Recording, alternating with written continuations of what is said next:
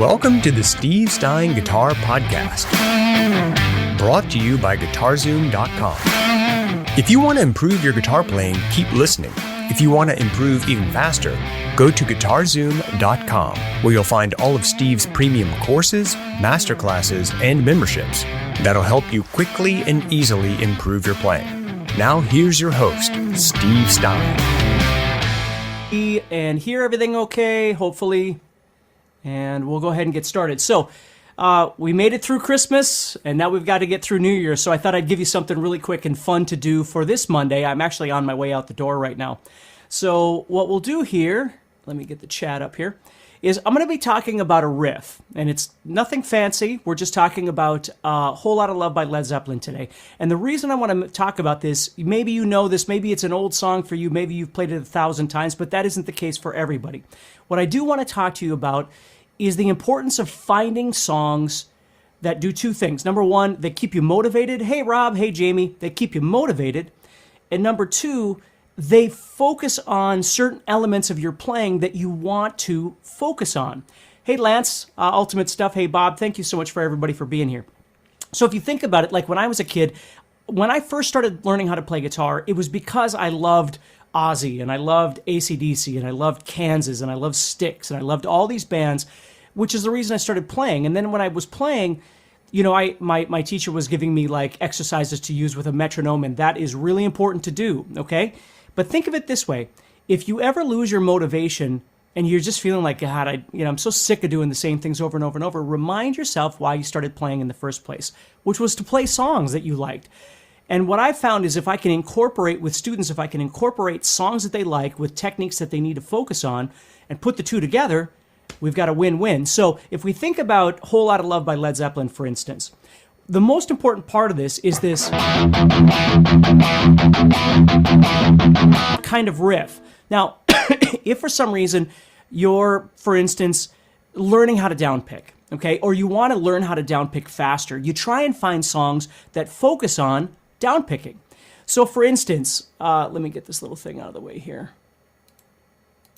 There we go. Hey, John, Matthew, Mountain Laurel, Jack Waters is here, Mark Smith, Linda is here, Carlos is here. Thank you so much, everybody, for being here. So if you think about the riff, what I'm doing is I'm doing a strum on E on the 7th fret of the 5th string, and then I'm going to palm mute on the 6th string. Now, there's two things here, and again, you might be able to do this wonderfully already, but that doesn't mean that everybody else can, okay? So there's two things. Number one is the speed of the downpicking and getting comfortable with being able to do a comfortable and relaxed downpicking. And the second thing is being able to shift between downpicking and strumming. Because if you think about it, you're strumming this E, and then right away on the next, we'll call them 8th notes. So if I'm going on the next 8th note, I need to move to my 6th string and I need to start palm muting. So I go strum, palm, palm, palm. So a group of 4, I'm strumming and then I'm palm muting 3 times. So if you think about just that one little riff, again, whether you love the song or not is really, because you could find any song that you enjoy that would fit this idea. But if you think about it, you're learning how to downpick at a certain tempo. You're learning how to strum and then mute, and you have to be able to do that in time, right? So you might need to slow this down or whatever. And then also what I find with students too is finding that ideal palm mute position where the hand needs to be. You know, if you move back too far, you don't really get much of a palm mute. If you move too close, then you wind up killing the string. So every guitar, what you need to do is figure out where that ideal spot is. And of course, I'm using this kind of karate chop part of my hand. That's where I go to find that spot. Okay? So this is just a perfect example of what I use with students to learn how to do some palm muting. Okay? So we take that.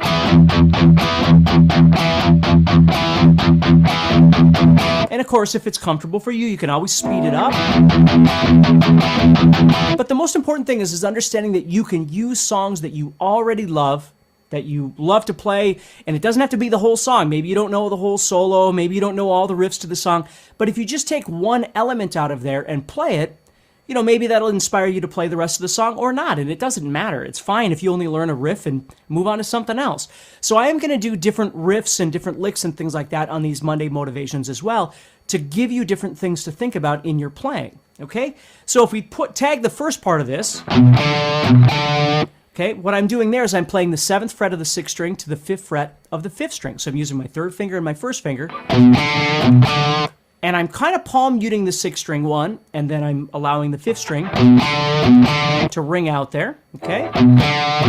So again, maybe you're new to playing single notes and attaching them from one string to the next, right? This is a perfect little example of trying to get comfortable with getting them, because it's not always just the application, it's how does it sound?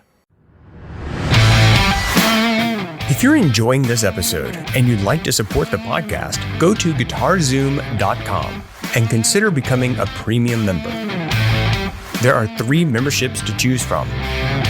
VIP, which gives you instant access to a library of short but powerful courses as well as new bite-sized lessons each month. There's also Play Songs that gives you step-by-step lessons so you can learn to play your favorite songs fast. And finally, there's Masterclass, university-level training on everything from soloing to music theory, from blues to home recording. For more info about these memberships and all the premium courses available to you, go to guitar-Zoom.com. Now back to the podcast. Right? How does it sound to you? How does it sound to a listener? Does it sound right? Does it sound real, right? Okay? And you'll see I'm even tagging a little bit of a blues bend on that 5th fret. Right? And then I've got to move up and I've got to start that next idea.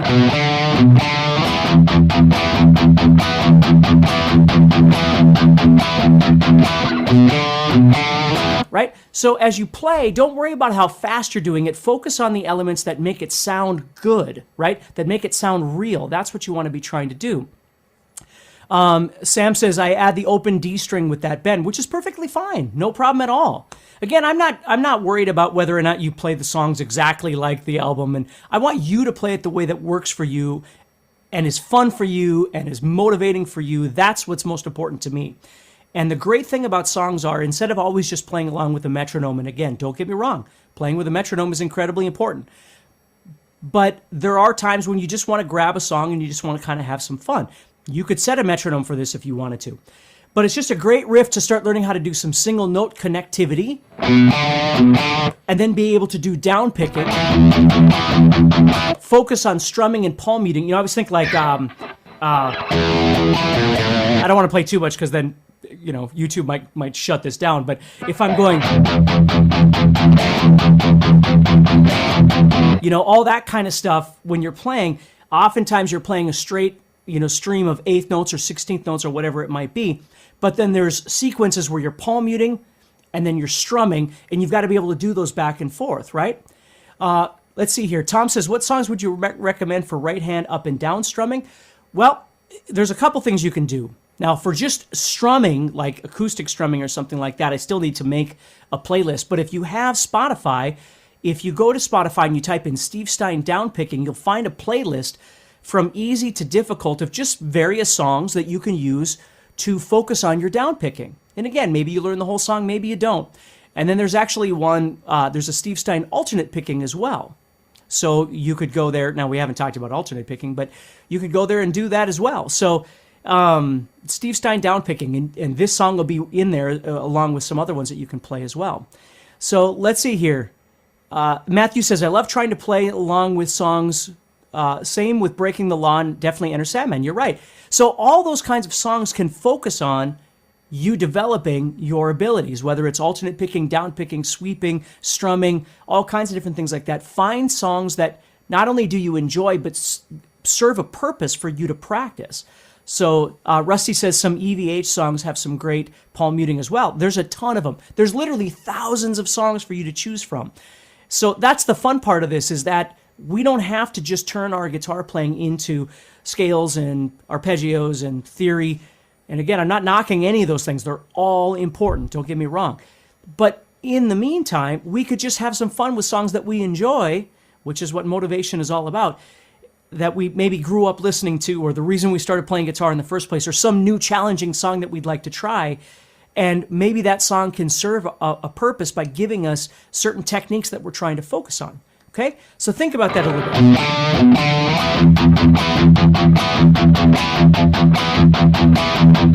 Trying to work on something like that. All right? So I got to get going, but I wanted to go live today just to say belated Merry Christmas. We have New Year's coming up. Please stay motivated. And if you're interested, you can always, please subscribe to the channel, obviously, if you haven't. That helps me out enormously. And you can always head over to guitarzoom.com and check out my guitar courses. So everybody, take care, stay positive, and keep practicing. Next time on the Steve Stine Guitar Podcast. Check 1, 2, check. Okay. If you can see me and you can hear me okay, welcome to our series here. I'm going to be doing some live workshops over the next week. These are called live blues guitar workshops. So we're going to be starting off doing some workshops on blues rhythm. That's what we're doing today. Hey, how you doing? Please let me know if you can hear me and see me okay. I'll turn that down just a little bit more. And sorry about my studio. My studio is being renovated right now, so I'm actually just going live from my laptop. So hopefully you can hear me and see me okay. Hey, Roy. Hey, Dave. Hey, everybody. Let me know if you can see me and hear me okay. Awesome. Thank you. Great audio. Good. I'm glad. Okay, good. Okay, so what we're going to... Awesome. Thank you, guys. So what we're going to be doing today, just so you know, today, Monday, I'm going to be going live every other day for the next Monday, Wednesday, Friday, Sunday, for the next 4 days. And what we're going to be doing is we're actually celebrating. I've got a guitar course coming out called Creative Blues Soloing, where I'm going to be talking about licks and phrasing and just skills overall that make your blues sound a little more authentic. So that's what we're going to be talking about. So if you get a chance to join me, again, every day at noon on, of course, today, but then Wednesday, Friday, and Sunday, we're going to be talking about various different skills, okay, to get your blues kind of where it needs to be. So what I want to remind you of is, again, I've got a course coming out from GuitarZoom, if you are familiar with GuitarZoom, Creative Blues Soloing. So there'll probably be a link somewhere in the description or something for you to check that out. I see it just popped up there on one of the things there. It says you'll learn licks and techniques used by famous blues guitar players so your blues solos sound authentic instead of like a scale. And that's always been the most important thing, is just trying to figure out how to make your music sound like music and not just like you're playing scales up and down. Now, today, we're not going to be focusing on soloing. What I want to do today, and hopefully it won't bore any of you, but I do have to get some of the beginning stuff out because I've seen a lot of questions about some fundamental rhythmic things, and that's what I want to talk about today. So if you know a lot of this stuff, you can just bear with me for a little while, or maybe it'll still do you some good further down the road. And if you don't, I'm going to try and help you really understand a bit more about blues rhythm and the 12-bar blues and understanding some things like that, some chordal expansions. I saw some questions about that, so I'm going to do my best to get in there and do some of those, okay? Hey, Steve Stine here from guitarzoom.com, and thank you so much for listening to this podcast. If you enjoyed this episode, can I ask you a favor? Please subscribe, leave a review, and share it with a friend. Your feedback means more to me than you'll ever know. And be sure to check out my YouTube channels where you'll find over 1,000 videos to help you with your guitar playing. Thanks again for listening. Stay positive, keep playing, and keep having fun. If you'd like some help with your guitar playing but you're not sure how to get started, go to guitarzoom.com and look for the Help Me Choose survey. By answering a few simple questions, you'll get Steve's personal recommendation of the perfect course for you. All this and more is available for you at guitarzoom.com.